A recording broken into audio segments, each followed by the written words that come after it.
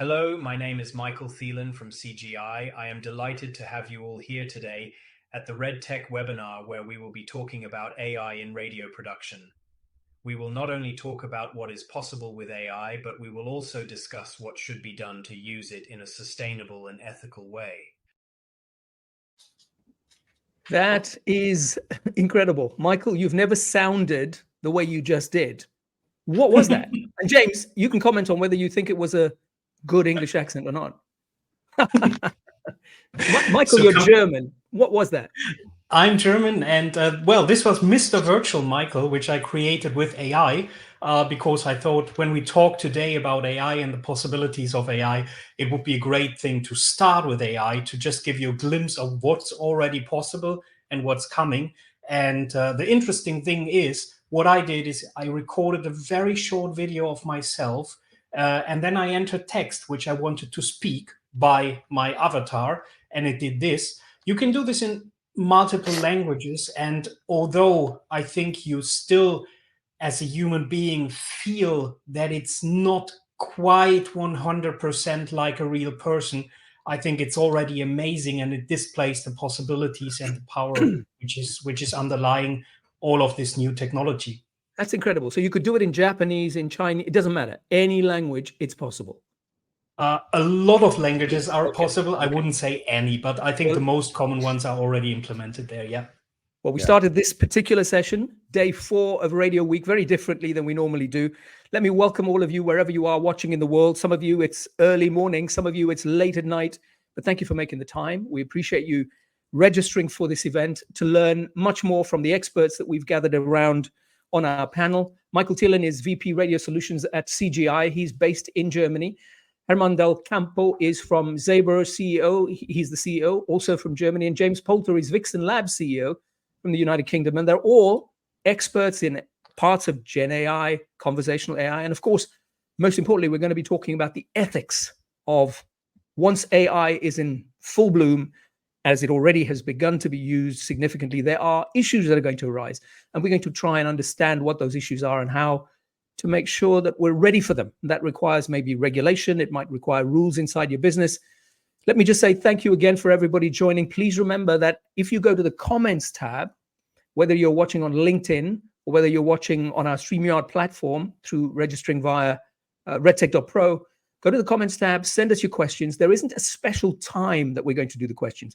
So we welcome them all the time. As you listen, as you hear, if something arises in your mind that you want to know more about, send them through. We really welcome that. And we'll interrupt the conversation if necessary and get our experts to respond to you. So please do that. Let's first start, though, by understanding what are all these benefits that we keep hearing about that Gen AI is going to create for broadcasters, all of those watching around the world. Some of them may have experimented with it. Maybe many have not. So perhaps I start with you, Hermann. You're on mute. You're still on mute. Yeah. So hi. Yes, absolutely incredible what in the last year has happened, what technology has been released, and the evolving of the last like let's say 13, 14 months, where everyone now knows about what is possible with Gen AI, or especially for example ChatGPT, and I was very amazed about the solutions that can be done. And in the last year, we discovered to help, for example, different radio stations in the automation of the complete process of a complete autonomous running radio station running by AI. And this is something what is making completely. This is completely changing the industry to have the possibility to run an cloned voice, for example, of a moderator to run the traffic information, the news, the weather by a time he normally is sleeping, and you have it directly with your preferred voice, with your moderator, with the voice you love and listen to the whole day. This is something I absolutely find amazing, and it's also reducing the borders between the culture misunderstanding. If I can, for example, translate a content from another language into my language, understand it better with a voice I know and what is familiar for me. This is something what I think is tremendous, and so. Have the quality of synthetic voices improved to such a degree that you can't distinguish between that and a human voice? Is it there yet, Hermann? That's a very good question. So we have heard some samples, and if you're using, for example, TikTok or other social media platforms, some have the possibility that you enter some text and it's converting it to some audio synthetic voice. And if you then later on hear some voice where it sounds kind of weird for you, but it sounds good. And sometimes it's just a cloned voice, which has just some nuances of the tonality, the dynamic, which is finding for your very clean ear rare, or which is making making it a bit complicated for you. For example, if we go to some AI solutions where we what we can use, and there are plenty. My favorite one are 11 Labs and Play HT, where you have the possibility to generate text directly from just small text, and you can generate a voice of a small audio piece of less than 30 seconds, and you have a voice clone which you don't know if it's a real voice. I will share if you want to hear one sample. Yeah. My screen, and then we can have a listen. Yeah, 1 second here. I don't see my navigation here. There. Sorry. And the Chrome tab. This is, for example, from Play HT, where I have a studio, and just for all the people interested in it, all the voices in English are nearly perfect, which are on the ultra high definition sound where you can add emotion and else. The other language are not such as good. Welcome to the Radio Week 2024 by RedTech. And you can add here different type of variations to add a bit of emotions, which has some more dynamic to it. And you just type it, regenerate it in less than 2 seconds or 3 seconds. You got a new version. Welcome to the Radio Week 2024 by RedTech. And you have a small variation, and you can have some levels where you can manipulate with how stable you want it, how similar you want to sound it. And this is something which can be done in very less seconds in nearly each radio station. So where would they be using much of this? I mean, is it are we seeing this as replacing humans? I mean, are we getting into some? I guess a little bit early to start talking about the ethics, because we still want to understand all of the possibilities here.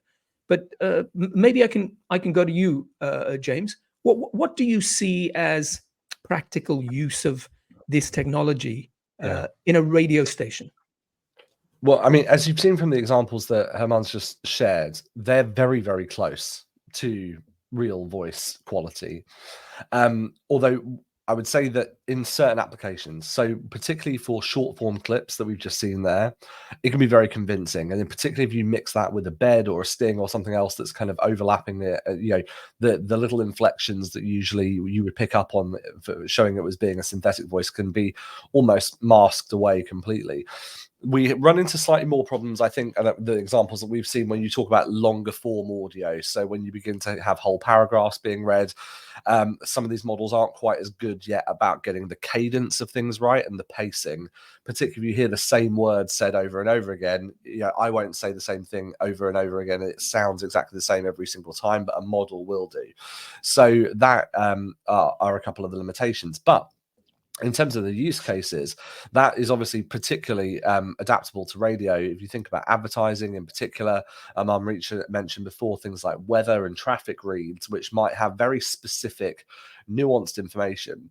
And now with the aid of things like dynamic insertion for advertising, or being able to do GPS targeting around things like traffic and travel information, we can now get much more personalized into what's being broadcast, particularly over digital radio and internet broadcasting. So, example being Omar, depending on where you are in the world, we can give you a very personalized traffic bulletin that says your name in it, because we know your name from the profile that you're logged into.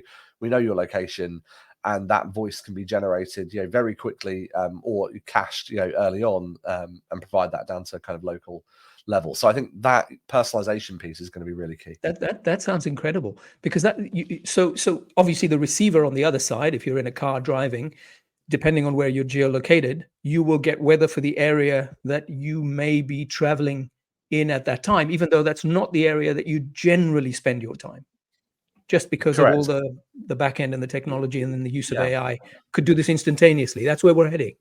We're heading to it instantaneously. And also, I think the other example is going to be in advertising. So we've seen with applications in the UK like A Million Ads, which I'm sure many might be familiar with, their ability to dynamically insert audio advertising into, kind of, again, location-based, but also being able to adapt things like scripts of ad reads based upon the weather in a local place or traffic conditions and such. So we should be very close now to being able to be driving down the motorway and being told, hey, James, the next McDonald's is at your next, your next stop. Why not pull off and buy a Big Mac? That level of targeting is going to become possible through these digital channels. And the synthetic AI is going to give us the ability for that voice over to be created bespoke for you in one go.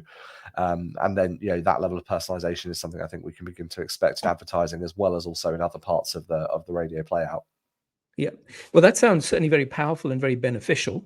And we are still going to get to the point where we start talking about potential risks and what we need to be wary of and therefore prepare to avoid. Question coming in from Joseph D'Angelo.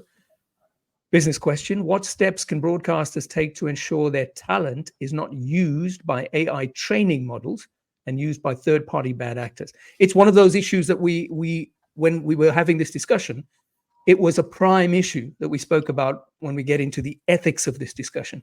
So I'm not going to, we're going to flag the question. We know we're going to get to it because we're going to talk about this under the ethics, people using the Pope's voice, a president's voice, etc. So Joseph, please stay on, because that's coming. It's great that you've raised the question, but we certainly are going to get to it. But before we get to it, let's just keep focusing on this big issue, which is all of the potential benefits. Michael, your contribution, and then I think, Hermann, you've got something you want to show us straight after, right? Yeah. Okay, Michael, you go first.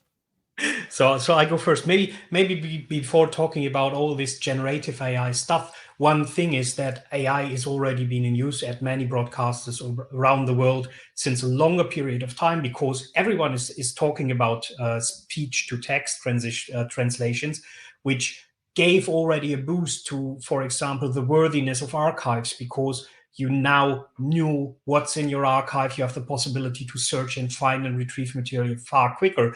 And when we started, for example, working on text-to-speech, speech-to-text, on speech-to-text some years ago, we had roughly 75 to 80% recognition rates, which were quite poor. Nowadays, with the usage of all these large language models, which can be specifically trained on persons, on topics, on things, the rate you can get out of it is really amazing. It will never get to 100% probably, but this is something which is already in use, and this helped a lot of broadcasters to gain more, especially when talking about reuse of material which is already in the archives. And I think the other point, when we talk about all this potential AI has, I think there is one thing we all know. It's now there. It had a boost during the COVID pandemic time, so it came up and went to public with ChatGPT. So it's not that ChatGPT is the first thing, but then it became really a thing. And I'm pretty sure it won't go away. But on the other hand, there are some things, and we will touch this when we talk about the ethics, and there are many open points, and everything which can be used for good can also be used for bad. So I think we have to find ways to operate this and live with this. And also, whenever there's something new, when we make use of generative AI, we also need to find new ways of how can we find out, was something really real, or was something done by someone using a voice clone, a video clone, as we saw just in the beginning of the web meeting, or whatever. So it's really a huge topic. Largely, it's a technological topic, but there are also legal and rights and behavioral aspects to it, because everyone needs to look into how do we deal with this stuff. And all of which we're definitely going to come to. Hermann, you had something that you wanted to demonstrate to us. Will you just preface it, contextualize what it is, and then go ahead? I've unmuted you, or I've tried. You should unmute yourself. Yeah. So also, like we said, we will come to this topic in nearby, which is very important for right now. It is like we need to follow the practical steps for what can be used in the music and radio industry, audio industry. If you now check, for example, for the using of a complete studio to organize, it costs hundreds and thousands of euros, dollars to organize it, to have in a real good quality. And there are so many levels on doing that. And there are, for example, solutions you already have known or seen on some steps, like enhanced Dolby enhanced Adobe Podcast, where you can just upload and have some cleaning of the audio material. And there are some more applications similar to that, which gives you the possibility to clean audio in a quality which is incredible and very amazing, because you need to imagine you have some journalists going outside, making some interviews and trying to get the information of the participant, asking him, and you have so many noises. Exactly. Sorry. Like that from somewhere. Which because we're live, we can't erase. But so thank you for that. That was actually very appropriate. We appreciate the props. We didn't know we'd have props, but we do.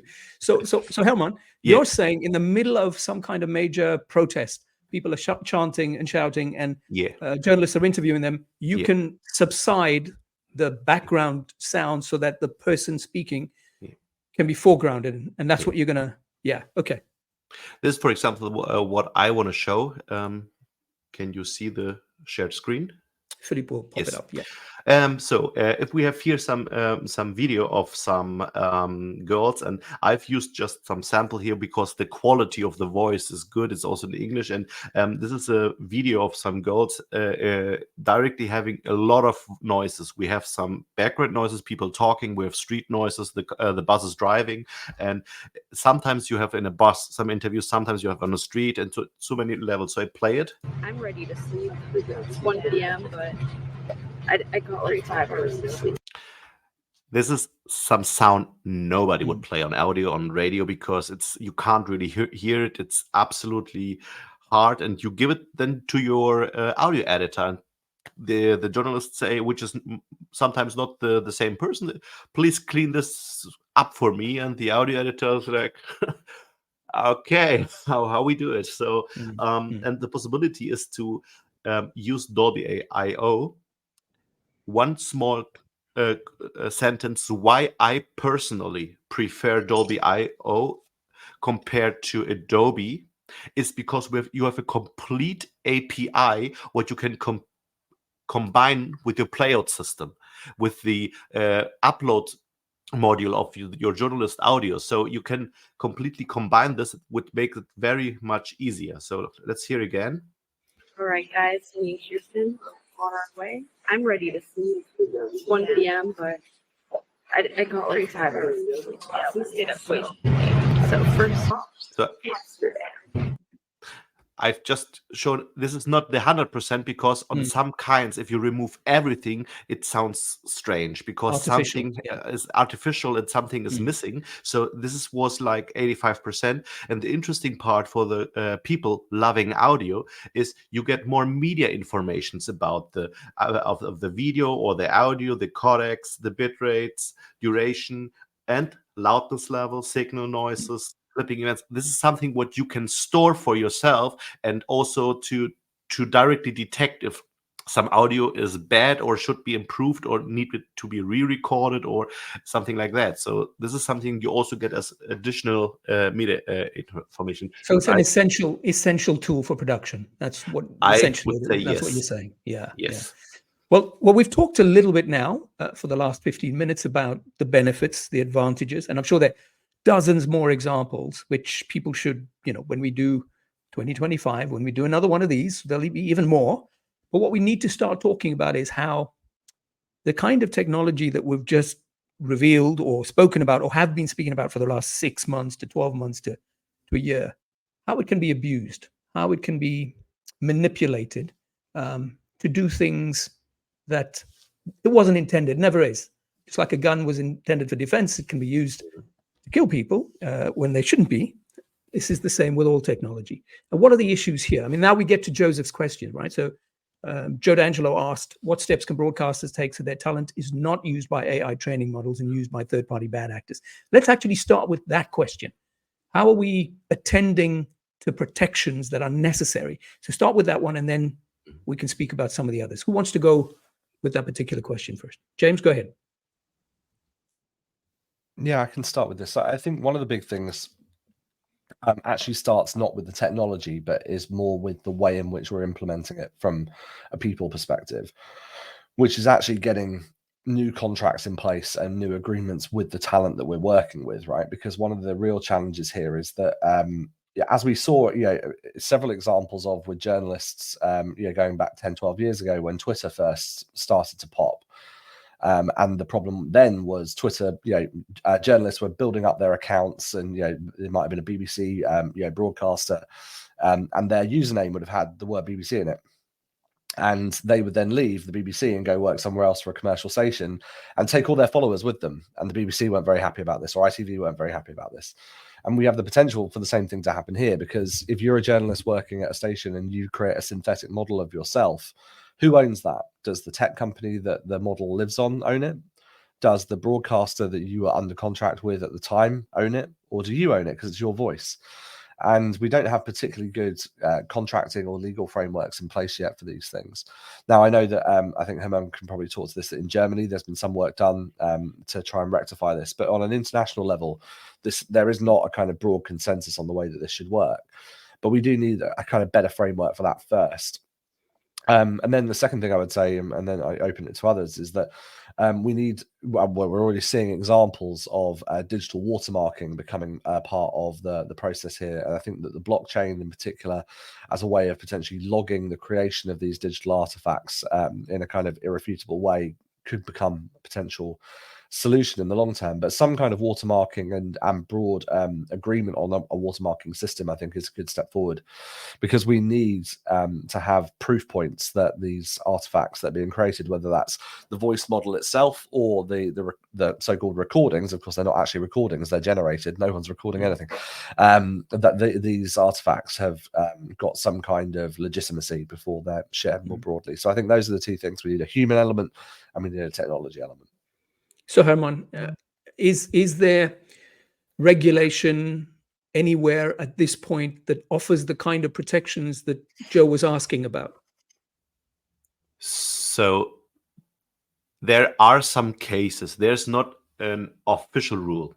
This is the big problem. So there are some cases became before court, and we have some solutions where people had got some problems with voice cloning without permission. For example, there is the grandchild trick I told before to you guys. Maybe this this scam from the past, for like 15 years ago. People called older people and saying, "I'm your grandchild, I need some money, please send me some money." And they were not every time successful on it, because they could remember, this is not the voice of my grandchild. But now, by cloning that voice, and you have a complete voice clone of your grandchild and saying, "I need some money, I lost my wallet, please send it to my bank account here." And this makes it very, very dangerous. I had some numbers from 2022 because 2023 wasn't still analyzed. Only in the state in Germany, Nordrhein-Westfalen, is like the industry state, let's say, where also Michael is based. And only there in 2022, we had more than 8,000 scams using voice cloning technology. And only in that part, and this is 2022, where AI didn't got that hype. And this is evolving and evolving. For preventing, there are some researcher in different university which tried to generate some watermark, like you said, James, to put embedded into the audio that makes it difficult to regenerate the audio. In image, we're already able to prevent the person detection cameras or the face detection cameras to scan my person by wearing specific hoodie, which denoises the object detection and makes it difficult to detect it. And there is some clothes you can wear, which makes it possible to undetect you using person detection. On voice cloning, at this time, it is not possible to prevent it. But the companies are trying to find some ways to do it, to have some consent agreement that you need some video of the person allowing to clone the voice, and there are different ways. Also, if you got some professional voice, and for the last part, there are some parts where we had some employers cloning the voice. For example, in China, there was some woman working for the synchronization or dubbing of audiobooks, and the company cloned their voice without permission and tried to create more content without need to pay her. And this is something which are also now in clearance here in other states and countries in Germany, in other countries in Europe and over the world, where we need to clarify how we handle that. For example, the question is, does an employer have to have a contract with the employee to pay commission for every time playing out the audio? And this is something we need to check. So wait, so let me just be clear now. We are saying that governments, regulators are still behind the curve. So when we go back to whether Joe should be happy with this answer, truth is that bad actors can still use voices if they wish to and make it sound like it's the president talking and saying something that, anything that any bad actor wants them to say with the clone voice. And talent can't protect their voices yet in a formal way because those rules don't exist. Why are we so slow? Michael? I mean, I know you don't necessarily have the answer. You're not in government, but why are we so behind the curve? Is it that the technology is just moving too quickly? What is the reason?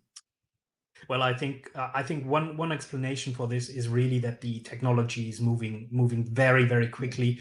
And I think the speed it got within the last 15 months or so is just incredible. And it's not that no one is doing something. So, for example, when we look at the European Commission, they have set in a high-level expert group which define kind of principles of what is a trustworthy AI, what are the ethical elements which you should do. They also have some kind of pilot questionnaires you can fill in. So that their idea is whoever uses AI should answer a lot of questions to himself to be sure to use it in a proper way, whatever. But it's like, well, comparable to other things with legislation, they're just simply a little bit behind. And it's not only the European Union doing something. I think the UNESCO is doing something, and there is an expert group meeting, I think this week or next week, where a lot of AI experts gather together and talk about this. But I think the main, let's call it, challenge we have is that a lot of things which need to be done can at the moment only be done by understanding, by putting in legislation, by putting in rules you have to obey. If you want to do something bad, you still can avoid this way and can make use of the technology for whatever bad you're planning. And this is something which is quite normal in almost every aspect of our lives. But in this aspect at the moment, it's just because also the generative AI is becoming better and better, well, every minute. And so at the moment, when you see a video avatar or you listen to synthetic voice, so very often you still have this human feeling that you see something, it looks okay, but you somehow feel there's something not quite right. And I think when it gets better, it will get even harder to detect. And then we're talking about building AI to find out what has been built with AI to be sure that as a broadcaster, what you present, what you broadcast, that you can be sure or have at least a good advice that what you're doing is the real thing and not a fake which you run into. And talking about the environment for journalists, as we work a lot in radio production and as well as in news production, where we work with the textual part of things, this is really a challenge because it's really hard to find out. For example, not even when talking about visuals or audio, even when you ask AI to write a text, it's really hard to detect if it is made by a human or made by an AI. And if you're clever and you let the first AI prepare your text, then you enhance it with the second version and you put it through a third one, it's almost impossible also for current software to find out where it came from and what's the trustworthiness of the essence. And I think this will have a massive impact on all broadcasters, on all information policies all around the globe, because you need to adapt to this new this new sources. And as we are humans, we tend to believe what we see. And if you take it in a very hard way, you could say, well, you shouldn't be believing what you see unless you're standing in front of a person. But everything else could be virtual or made up. Yeah. So I just to let you know, Bala from Malaysia, we've seen your question. Boyd, I think you've got something directly related to what we're speaking about. So we're going to front up that and then we get to Bala's questions. But just as we put up Boyd's question or comment, the thing you're saying, Michael, is in the doomsday scenario, the Terminators have to check which Terminators are good and which ones are bad. That's how that's going to end up, right? But Boyd, let's go with your question. Would an embedded marker on all official AI work? I mean, that's the kind of thing you've talked about, right? With the blockchain. Did you want to? Is there anything more to add to this? I mean, this is essentially what Boyd is. Yeah, I mean, so I think there's a lot of options here, but one of the things that we need is, as it says there, is how do we kind of get global acceptance of something, right? Because that therein lies the challenge. So one AI team or one broadcaster or one government saying, oh, well, this is the way we're going to do it, isn't actually sufficient, particularly as we've seen at the start of this broadcast with the point about translation and about crossing languages and barriers. You know, how it might be very easy for me to go find a great radio broadcaster in New Delhi and pick up his voice and change it into a British accent and start using it somewhere else. And, you know, that very, very easy to do now with the right modeling. So how are we going to have, you know, kind of cross-border jurisdiction around these things? I think this is going to become a real challenge. If that happened, the example that you've just quoted, James, if that happened, the presenter got to know about it in India, was aware of it, and then tried to sue in court around it. Is there enough right now for him to be able to reclaim his IP, his voice? No. Well, no. I mean, the first thing would be even having a burden of proof that it had been done, which is a real challenge in the first point. And also, technically, our voices, whilst they are identifiable information, to us. Everyone's voice is unique enough that it could be used as identifiable information. It doesn't fall under the same jurisdictions of things like copyright and IP protection that other things do, and particularly from a spoken perspective. So no, at the moment there isn't an awful lot that would be able to be done. It's different from publishing. So if I go take, for example, I could go and create a voice model today that sounded like someone that sounds like Stephen Fry, for example. Right. Yeah. And that would not be very easy to be able to kind of come and copyright or to test copyright infringement. But if I go take a clip of Stephen Fry's reading of Harry Potter and go translate that into another language, that is because it's an adaptation of an existing work. And this is where the problem that lies, that copyright doesn't actually really protect us in this instance. And certainly you have to also have governments that agree to these models in the first place. So yeah, it's a challenging landscape, and I think it's going to take some time before we see international agreement around how it's going to work. Thank you. So the question from Bala was really back to thinking about it as a benefit. And the essence of the question was the current cost of AI implementation poses financial challenges, particularly for smaller radio stations. So this is just something that the big guys can work with at the moment, or is that because Bala's looking in the wrong place and he hasn't found all the guys doing these things at far lower cost? Let me hand it over to you guys. Yes, if you want, I can just give some hints. Yeah. So I'm also an AI developer. So what we try to do is we try to find some ways to give some tools to the people that they are able to work by themselves on it. For example, using 11 Labs, which is a tool where you're possible to create clones of your voice, improve the quality, check out the stability and else. But you also have the possibility to add vocabulary to it. So how should the pronunciation be without the need of development? So you just can write it on a different way to have better pronunciation, to improve it. And on this, it helps a lot to improve it. Also, like in German, we need to say German is dubbing everything what they got as content. We don't have some voiceover or we have some subtitles mostly. They are dubbing everything, and they are very special to it. So it needs to have a high quality with high production cost. And so they're very, very they have a very good hearing for quality of the audio. So if you have a bad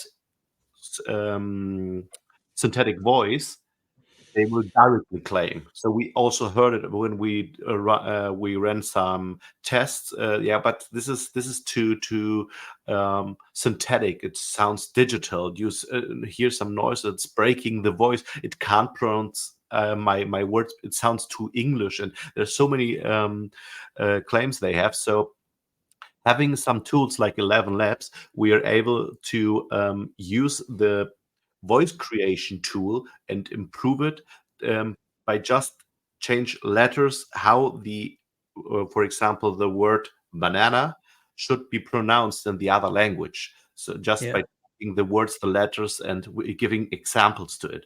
On this way, this reduces a lot the cost for developing such model by yourself. If you want to develop some model like a synthetic voice model by yourself, I'm also doing this since more than 4 years and not done yet, because like you said, Bala, it's very high cost, needs much money. You need a lot of data. For example, for a voice qualities like 11 Labs or Play HD, you're calculating with a multilingual model of more than 500,000 audio hours. This is nothing what a typical small company can do without scraping audio from the web or having big investors paying the artists to give the voices. So if you're in a non-English speaking country, and Bala's from Malaysia, there are multiple languages. Obviously, that we've got people who are listening who are from India. Again, multiple languages, multiple dialects, let alone language. It just becomes more and more difficult, right, to see this technology at scale in some of those markets. Yeah, would that be right, Michael? I think at the moment that's absolutely right. I think it will evolve when the models get better and better. We will have maybe also smaller models which could be running on-prem as well for smaller environments. And but I think whatever we make use of, we shouldn't be forgetting that a lot of this technology is quite intensive on calculation power, which is needed by the environment. So it doesn't come for free, that's for sure. I think it's really from a broadcaster's point of view. If you want to invest on it, you have to look at this. What's the return on invest? What can you save, or what kind of new content can you create? How can you refinance your efforts there? And but at the moment, I would also say if you run a small operation, it's much harder for you to do your own things than running a big operation. So is Or the you answer? have to- So is the answer to his question, which right at the end says, especially for small radio station, what strategies can be employed to make AI implementation more cost effective in the context of local languages, different languages, for those road names, for those weather reports, talking about places that are not English names? Is there no answer at this point? Is that what we're saying? He's just got to hang tight, wait until there's greater scale, more usage. How would you answer that? It's open to all of you. Yeah, one of the major parts is to change the way the generation needs to be done. For example, in the AI, we are talking about AI and audio. What you need to know is if you're having audio in the AI context, AI is equal to image. What is for people working with the with audio, I can hear it is something different. It's not something visual. For the AI, it can't hear. It's just showing images and converting the audio into images, into spectrogram, and seeing the audiographs and everything. So for the AI itself, it's just image manipulation and work on image, and everything which is visual you need to run right now, or mostly, on a GPU. And that's why it's very high cost intensive also for the training and generating such thing, because you need a lot of GPU power to do it, and they cost a lot. By improving the quality of the AI models, being able to run on on a CPU, you reduce immediately. Hermann, for stupid in the room, that's me. Just GPU and CPU, just say them out in full so we know what that's all about. Yeah, so the CPU is like the chip computer on your is the central processing unit on your computer, which is calculating. It's like the if you run a system and you open your PC, the CPU is calculating everything. The GPU is the graphic processing unit, which is making the same, but especially for visual elements. So it's, for example, better in drawing lines, calculating vectors. It's like specially generated for visual elements, which makes it easier to process visual elements. And this is why also the audio training is done on a GPU. Okay, so at the moment we're saying lack of scale. As we move away from English markets, it becomes more expensive. There's not enough training of the AI being done, so they've just got to hang tight, bide their time, or find companies that are innovating in those markets that perhaps. James, you're nodding your head. So, what is the answer for those markets?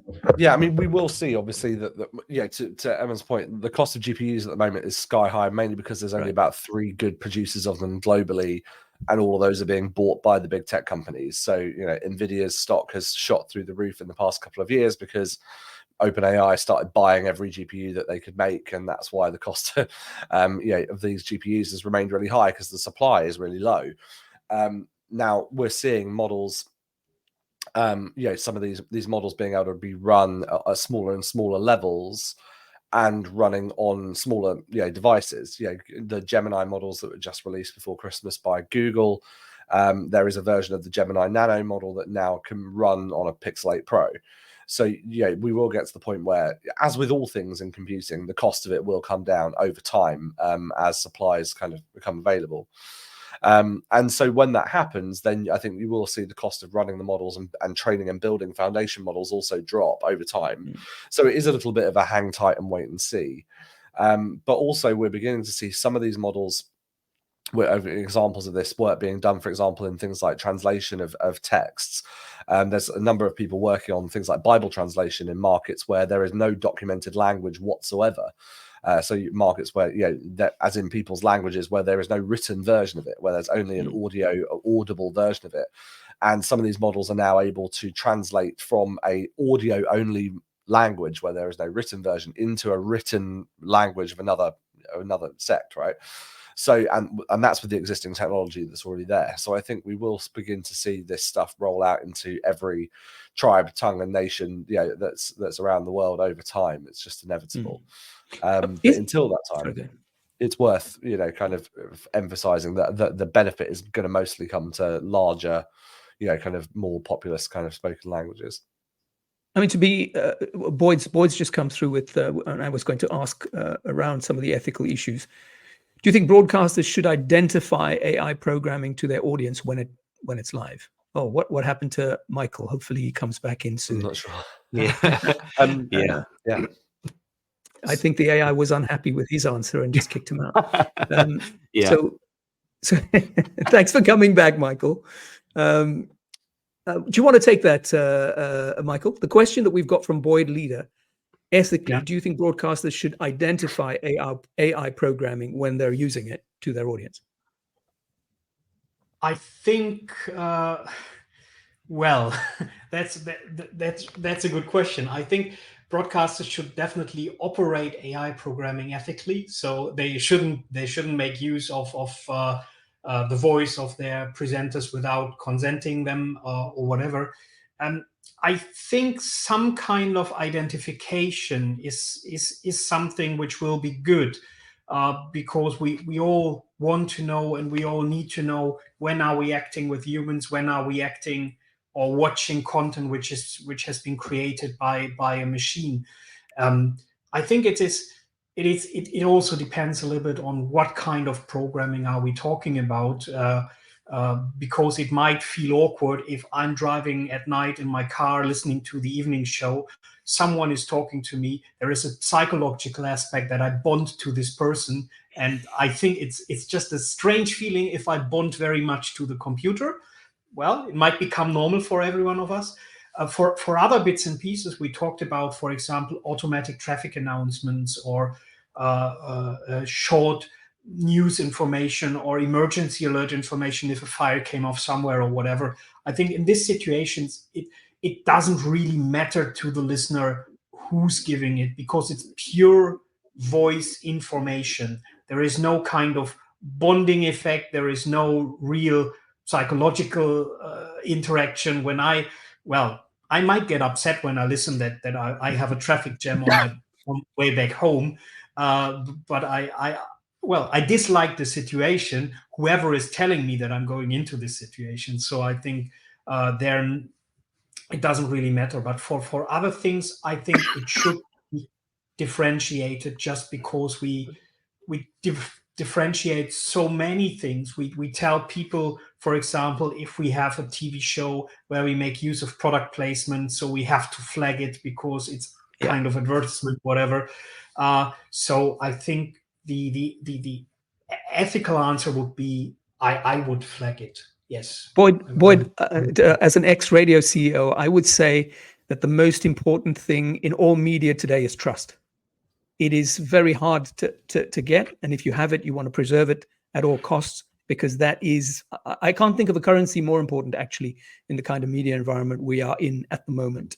So personally, if I were running a radio station, I would absolutely say AI shows at night give the AI a name or whatever, but let them know, because you want to ensure that you never break trust, because something will go wrong, someone will find out. And exactly to your point, Michael, I want to meet that, James at night. He's amazing. What a great presenter. Will you have him at your next event? And then you're in trouble. Sorry, Hermann. I would like Michael said, I would differentiate it because just to say use of AI in the programming, it is very hard because by just using, for example, ChatGPT, you're already using AI into your for your news. You're using for the rewriting of the news. If you're using Dolby I/O for cleaning up the audio, you have also the whole hard work. The problem we have right now is that people think it's run by AI or has AI included. They say it's just pressing the some button and the show is generated, but it's still hard work. It's not that we have a complete AGI, some complete autonomous generated intelligence, which artificial intelligence, which generates by just pressing one button the audio.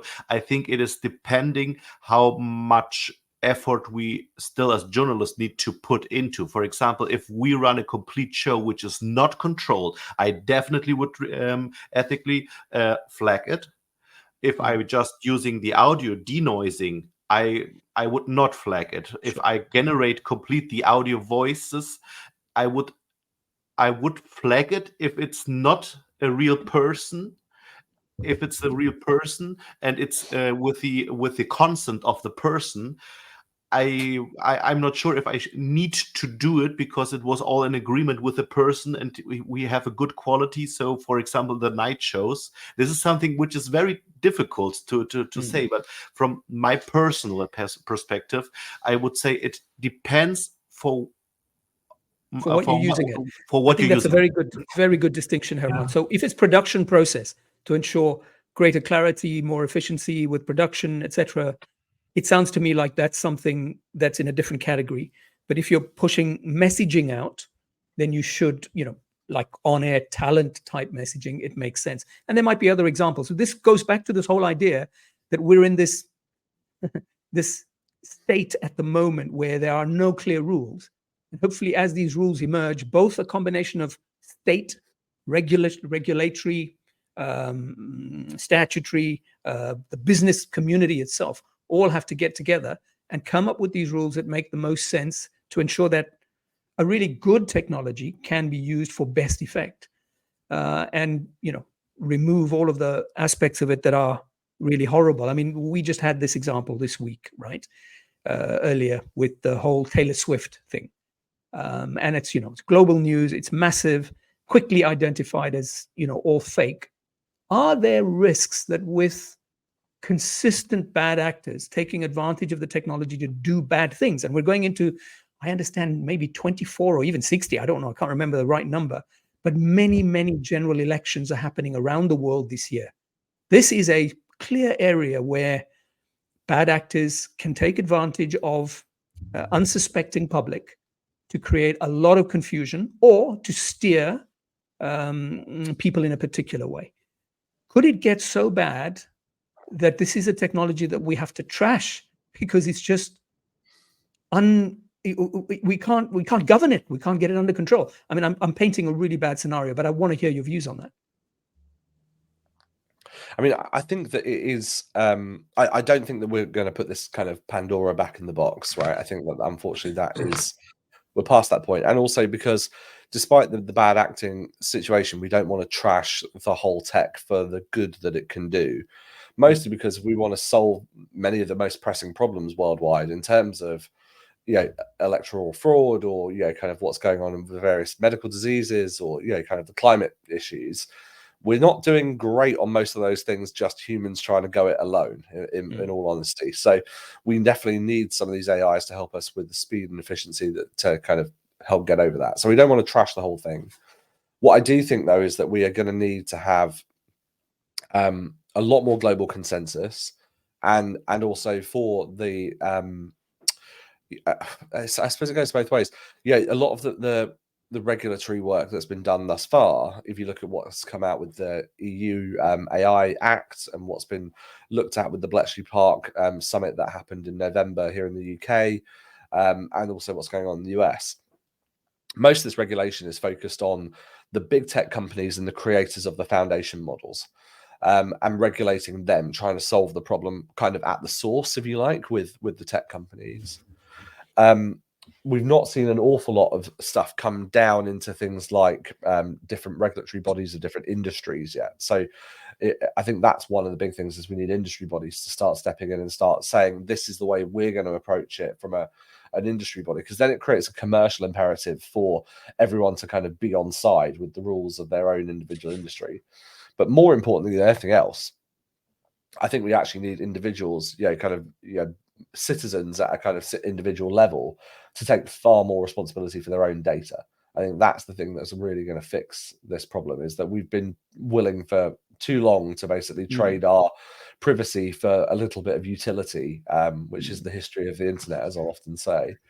And and that's fine, right? Like, your Uber is not going to find you on the street and take you home, or your kind of Deliveroo or whatever is not going to kind of bring the McDonald's to your door without giving up a bit of privacy, right? It's not going to happen. But we have at the same time given up quite a lot of personal freedom and expectation of what our own data is worth at an individual level.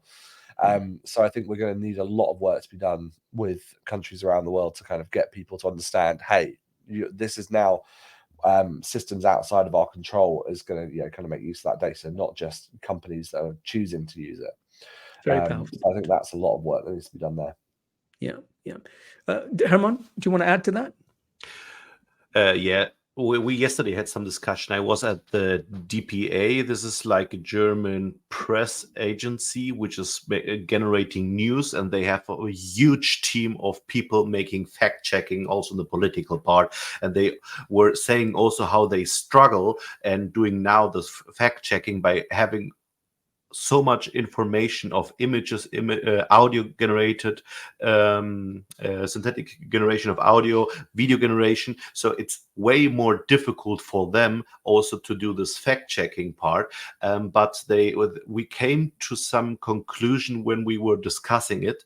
Like, it's also compared to the encryption. If I secure some password, for example, while a human is able to write a code to secure something, there will be some other human be able to decode that password.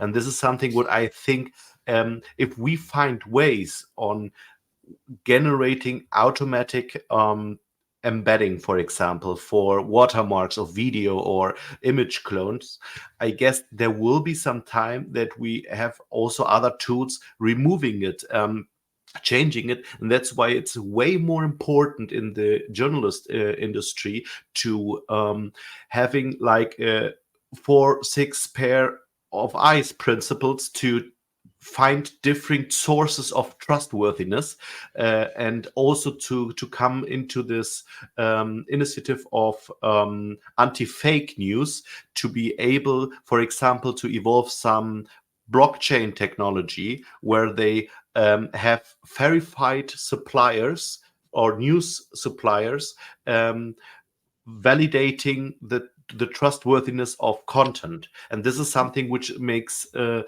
big changes, but for now it will be, to be honest, it will be a hard year for that fact checking guys, because I know what I can do just with technology, and you need to imagine people having a much more possibility on power and money to have hundreds of peoples making bad things on using AI on the journalist thing. It can all be.